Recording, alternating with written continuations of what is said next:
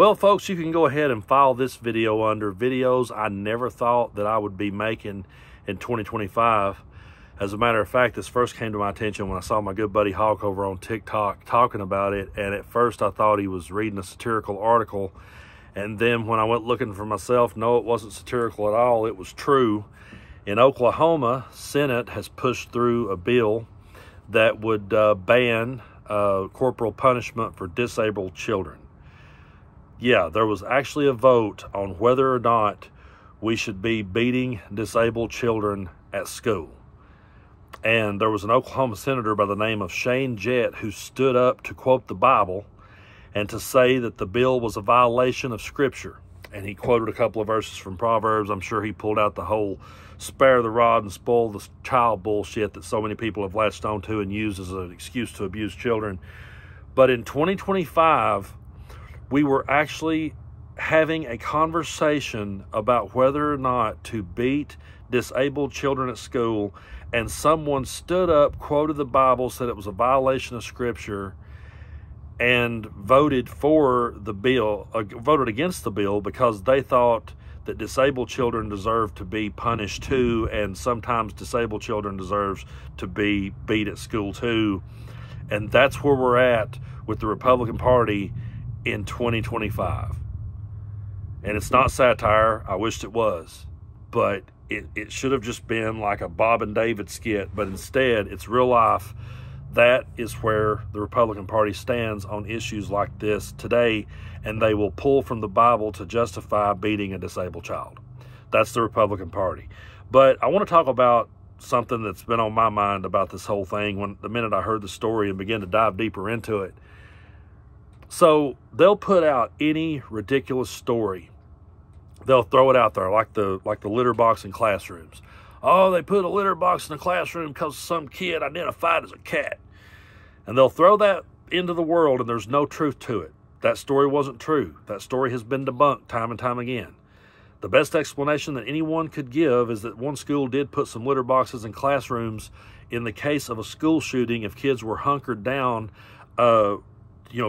fighting for their lives basically, and one needed to use the bathroom, they would have somewhere to go. It had nothing to do with a child identifying as a cat. That story's been debunked over and over, but Republicans continue to this day to repeat it. And I know people right around here, man, there's one over down there in Maynardville, man. There's one right down there. They put a litter box for that kid. It didn't happen in Union County, Tennessee. It did not happen. It did not happen, but people will continue to repeat a bullshit lie like that. The president of the United States, the leader of the free world, which won't be a free world much longer, but I'm just saying, Donald Trump went out on the campaign trail and he made claims that little boys were going to school and getting operations while they were at school and coming back home, little girls. That's been debunked over and over. There's no evidence nowhere to back up that ridiculous, stupid claim. And yet people will still latch on to it and repeat, man, it really is happening. I know somebody it happened to. And then the whole, they're eating the dogs, they're eating the pets, they're doing terrible things with the geese, all that other crap. There was never any evidence to back that up. And J.D. Vance himself said, well, we're going to sometimes put stories out there if they're stories of interest. I mean, a lot of people are saying it. That's the way they will spin this shit. It's always like, hey, there's no evidence for any of this. There's no proof for any of this. This story you're telling has been debunked time and time again. And their comeback is, but a lot of people believe it. It's a piece of interest. I've had them say that to me. Well, this is a piece of interest to a lot of people. I'm just sharing it because a whole lot of people are interested in it. Well, a whole lot of people are interested in a bullshit fabricated lie. Meanwhile, this is a real story about a state who was having the conversation about beating disabled children, and someone stood up and quoted the Bible to say that it violated Scripture and that disabled children should be beat at school. Why? For the Protect the Children crowd, why are they not outraged? There is 500,000 athletes in the NCAA. Less than 10 of those athletes are transgender, and yet Republicans will lose their mind over that on a daily basis. They will lose their mind, and Donald Trump has to sign that executive order. He has to protect the children.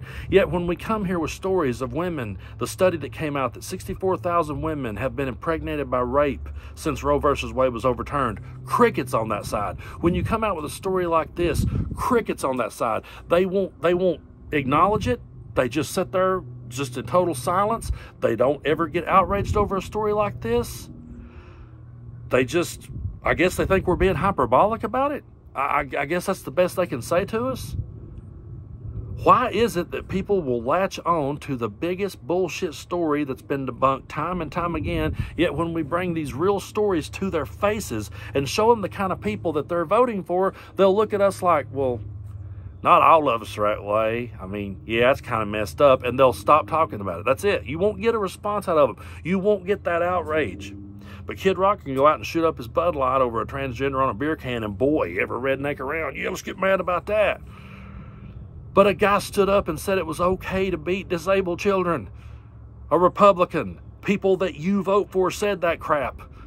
And not a word. That's why I don't take any of this shit. When they say they support women, they support protecting children, I call bullshit on every bit of that. When they say they're pro-life, I do not buy into it. I do not believe it. And for the life of me, I will never understand people who will sit and say to me, yeah, man, you know, these Republicans, they're evil people, man. They're really evil. Well, you're voting for them. You're voting for them. You're voting for people with these kind of stances. You're voting for people that will sit here and push out lies and misinformation and debunk stories and continue to preach them as gospel, but yet when they get slapped in the face with the truth, they just let it go by. They just ignore it. You won't get the type of outrage out of them over this. But let there be one story about someone eating a dog that gets debunked like that, and they'll still believe it. And they'll still say, yeah, but you know, a lot of people do believe this. A lot of people are talking about it. Doesn't make it true. No matter how many people believes a lie, it does not make it true. 2 + 2 = 4. If you can round up 100 people to think that 2 + 2 = 5, you're going to have 100 people who are wrong. You're going to have 100 people who believes a bullshit lie. And it may be of interest to some people, but it's still a bullshit lie. So where's their outrage? Where's their outrage over this one? Why don't they want to step in and protect disabled children? Why would they reach into the Bible and cherry pick out proverbs to justify beating a disabled child? And I've had people get upset when I use the phrase cherry picking when it comes to the Bible. They don't even do that anymore, really. They really don't anymore. They just go ahead and just be the most disgusting, vile people they can be, and then every now and then if they need a verse from the Bible, they pull it out. But they just go for it now. They don't even have to worry about the Bible anymore, because in my mind, there are some really good, true, honest, down-to-earth Christians out there, but they're few and far between. And the ones that are the loudest, the ones that have the microphone, are the ones that shouts all this hatred and bigotry in the name of the Bible, and they will pull out a verse or two about it. And that's why I say to anyone who is a true, decent, honest Christian, you got to stand up and you got to be the ones to call this stuff out, because the atheists and agnostics can do it all day long, and we're just going to get told we're going to die and go to hell anyway. So it's got to be, Republicans will have to throw Trump under the bus, and true Christians will have to throw people like this Shane Jett idiot out in Oklahoma. They'll have to throw him under the bus, because until they do, we're going to think that you're okay with this kind of thing. And we're not going to buy into the fake outrage that you pump out the next time, I will protect the children. Okay, well, if you're living in Oklahoma saying you're about protecting the children and you voted for Shane Jett, you are a hypocrite of epic proportions and should be called as such. And we shouldn't sugarcoat it.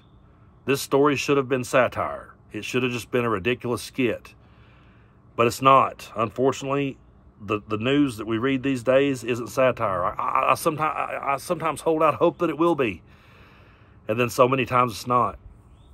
We're living in some very uncertain and depressing times, and I understand that people are doing everything they can to deal with it however they can. That's why I always say to everybody, take care of your mental health. Unplug if you need to, take a break, take care of yourself, take care of yourself all the way around. Don't try to fall back into any bad habits, you know. Do your best to stay clear-headed, because you're going to need to be. That's how I look at it. I still have a drink from time to time, but I've kicked all the hard stuff, and I plan on keeping that stuff away from me, because I have to have a clear head for all this crazy shit that's coming at me. But, yeah, I call bullshit on their fake outrage about protecting children, because this story won't stick with them. I don't know what Brando's bitching about today. Something about they wanted to beat a disabled kid. I don't know. But did you hear about that trans kid's going to be down to track meet? What about that? That's the type of stupidity we're dealing with, folks.